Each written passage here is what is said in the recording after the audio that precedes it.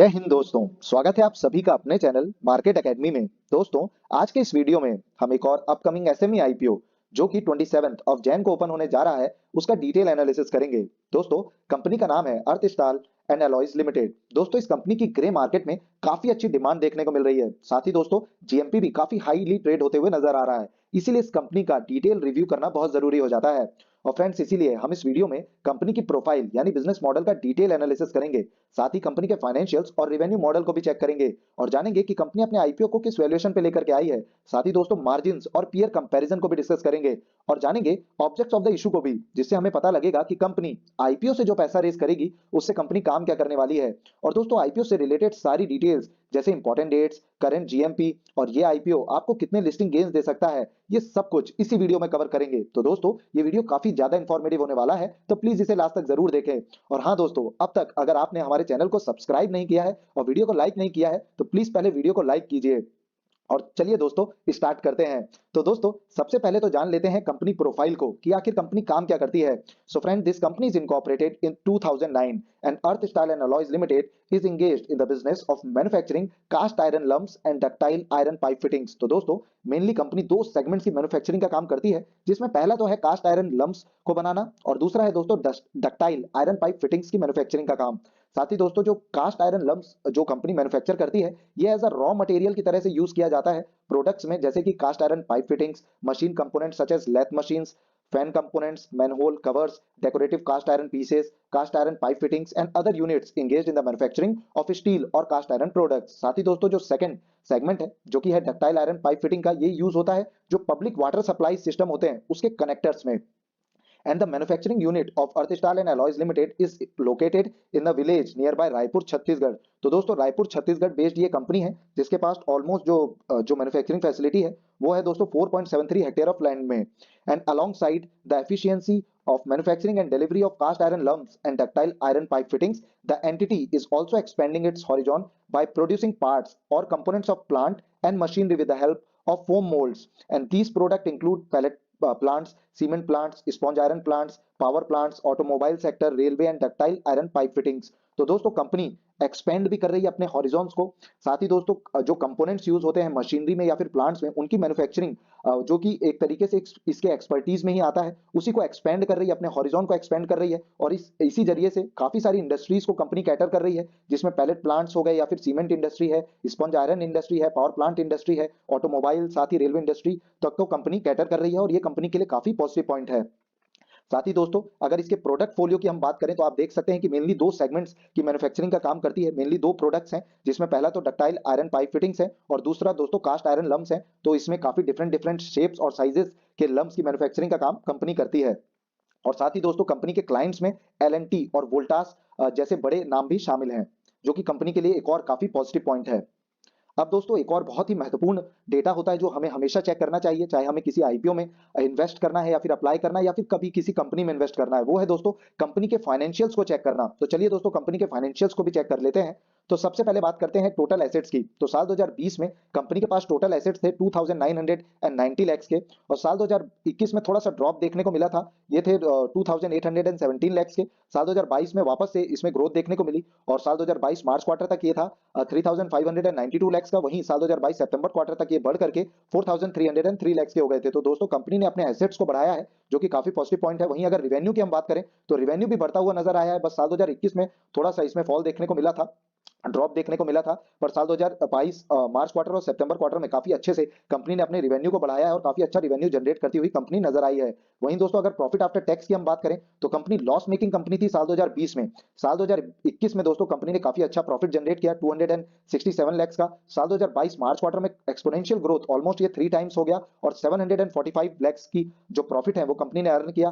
साथ ही दोस्तों, सितंबर क्वार्टर साल 2022 तक जो प्रॉफिट कंपनी ने अर्न किया वो है 580 लाख का। तो दोस्तों, कंपनी अपने प्रॉफिट्स को भी बढ़ा रही है, रिवेन्यू को भी बढ़ा रही है और दोस्तों प्रॉफिट और रिवेन्यू दोनों को ही जनरेट कर रही है, ये काफी पॉजिटिव पॉइंट है। वहीं अगर नेटवर्क की बात करें तो नेटवर्क कंटिन्यूअसली इंक्रीज होते हुए देखा है, मिला है। तो दोस्तों, 44 लाख से बढ़ करके ये अभी 1637 लाख का हो गया, ये भी काफी पॉजिटिव पॉइंट है। वहीं रिजर्व्स एंड सरप्लस को भी कंपनी ने बढ़ाया है, 200 लाख से बढ़ करके रिजर्व्स कंपनी के पास अभी 1793 लाख के हो गए हैं। और दोस्तों, अगर टोटल बोरोइंग्स की हम बात करें तो 1733 लाख के जो बोरोइंग्स या फिर डेट आप कह सकते हैं, ये था साल 2020 तक कंपनी के पास, लेकिन अभी साल 2022 सितंबर क्वार्टर तक जो कंपनी के पास डेट है वो है 1092 लाख का। तो दोस्तों कंपनी के पास डेट या फिर बोरोइंग जो है वो अभी भी काफी ज्यादा है, पर कंसेक्यूटिवली कंपनी अपने जो बोरोइंग्स हैं उसे कम कर रही है। आप देख सकते हैं कि सालाना कंपनी अपने जो बोरोइंग्स है या फिर डेट है उसे कम करती हुई नजर आ रही है। तो कंपनी फोकस्ड है अपने फंडामेंटल्स को सुधारने के लिए। और दोस्तों बाकी प्रॉफिट वाइज और रेवेन्यू वाइज कंपनी काफी अच्छी नजर आ रही है, और प्रॉफिट और रेवेन्यू दोनों ही जनरेट करके दिखा रही है।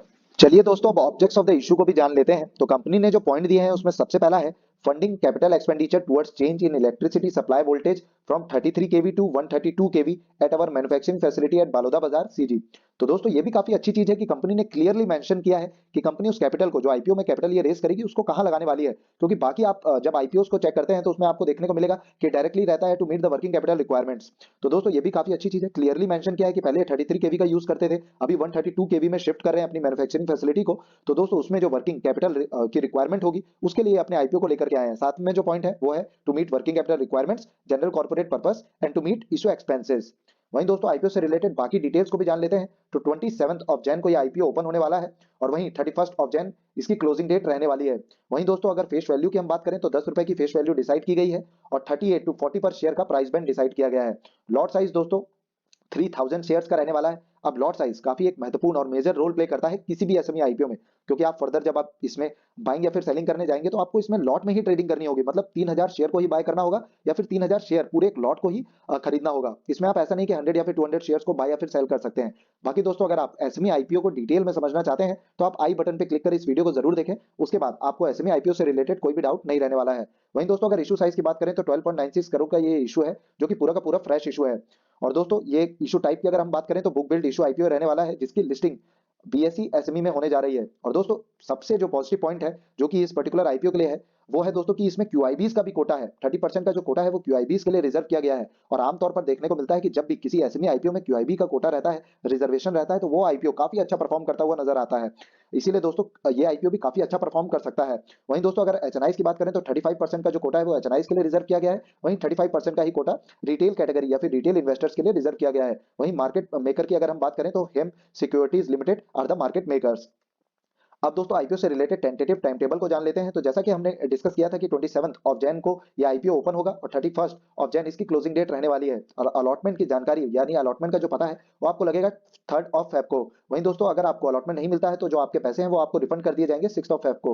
वहीं दोस्तों अगर आपको अलॉटमेंट मिल जाता है तो 7 ऑफ फेब को आपके जो शेयर्स हैं वो आपके डीमेट अकाउंट में क्रेडिट कर दिए जाएंगे, और इसकी लिस्टिंग 8 ऑफ फेब को रहने वाली है।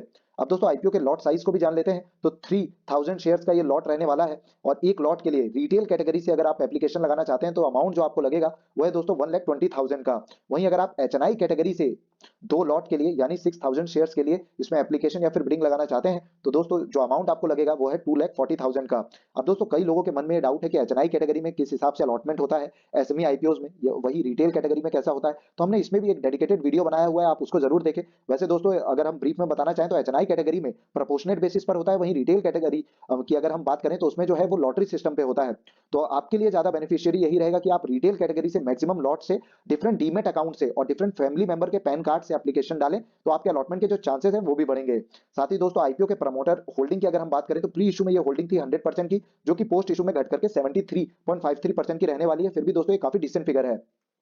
अब दोस्तों एक और बहुत ही महत्वपूर्ण डेटा होता है जो हमें हमेशा चेक करना होता है किसी भी आईपीओ में एप्लीकेशन लगाने से पहले।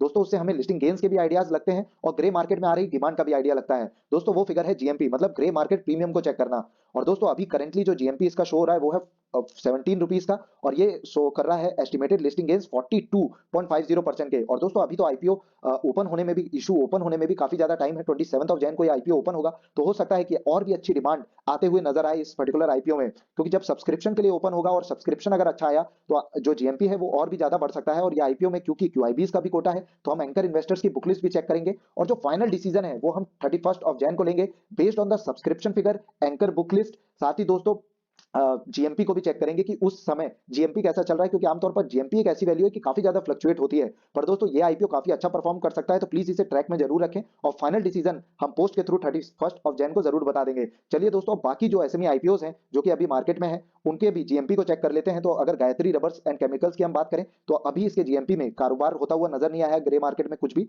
और दोस्तों अगर ट्रांसफॉयल लॉजिस्टिक इंडिया की बात करें तो इसका जो जीएमपी है वो अभी से 40.85% के लिस्टिंग गेन्स दिखा रहा है। वहीं धरनी कैपिटल 10% के लिस्टिंग गेन्स दिखा रहा है और Aristo biotech and life science 68.06% के लिस्टिंग गेन्स दिखा रहा है। दोस्तों हम इस चैनल में सारे ही एसएमई आईपीओस का डिटेल रिव्यू और एनालिसिस करते हैं, साथ ही करंट जीएमपी से भी आपको अपडेट रखते हैं, तो आप चैनल को जरूर सब्सक्राइब करें। साथ ही दोस्तों जब भी आप किसी आईपीओ में अप्लाई करते हैं तो बहुत ज्यादा उसके फंडामेंटल्स के में नहीं जाते, मेनली डिमांड को चेक किया जाता है। खास करके अगर कोई एसएमई आईपीओ है तो उसमें मेनली हम डिमांड को ही चेक करते हैं और उसी बेसिस पे लिस्टिंग गेन्स के लिए अप्लाई करते हैं। पर किसी कंपनी में अगर इन्वेस्ट करना है तो अच्छे से उसके फंडामेंटल एनालिसिस करना होता है कि फंडामेंटली कंपनी कैसी है, फाइनेंशियल्स कैसे हैं कंपनी के, तो उसे सीखने के लिए, उन रेशियोज को सीखने के लिए, वैल्यूएशंस को सीखने के लिए आप हमारी प्लेलिस्ट को चेक कर सकते हैं फंडामेंटल एनालिसिस की। और सही समय पे एंट्री लेने के लिए आप टेक्निकल एनालिसिस की ले सकते हैं, उसकी भी हमने एक सेपरेट प्लेलिस्ट बनाई हुई है। साथ ही दोस्तों अगर आप बेसिक ऑफ स्टॉक मार्केट, मतलब बिल्कुल बेसिक से स्टॉक मार्केट को सीखना चाहते हैं तो आप इस प्लेलिस्ट को जरूर चेक करें दोस्तों। साथ ही हम ऑप्शंस पे भी जरूर और बहुत जल्द ही सीरीज लाने वाले हैं,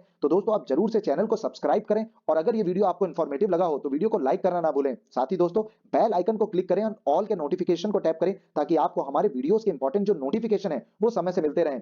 धन्यवाद दोस्तों, जय हिंद।